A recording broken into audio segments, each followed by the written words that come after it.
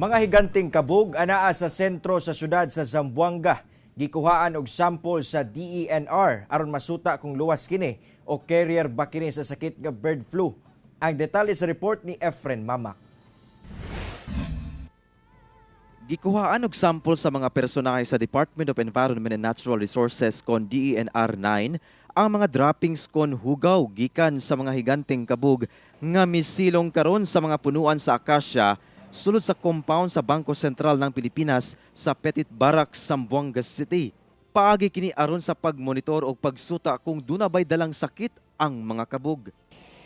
Matud sa DENR, gamay ra kuno ang posibilidad nga carrier og sakit nga bird flu ang mga flying foxes kay endemic kini gikan sa Santa Cruz Island og dili gikan sa laing nasod.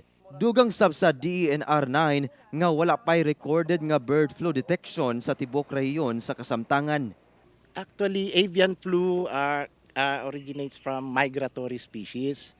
But our bats are not migratory in nature, meaning they are endemic here in our region, in our place, meaning diakigat sila. So el makamiedo kita akan mga migratory species because they could be carriers of mga bird flu. Ang mga nakuhang sample sa mga bat droppings gipadala na sa laboratory sa Bureau of Animal Industry sa Manila o gihulatan na lang ang resulta. Pahimangno sa DENR nga dili hilabdan ang mga kabug nga anaa sa sentro sa syudad. Not to harm, not to hunt or to kill these bats because they are protected under Republic Act 9147. So this is our Philippine Wildlife Act wherein si pwede kanila kuhi, se pena, penalty and possible imprisonment.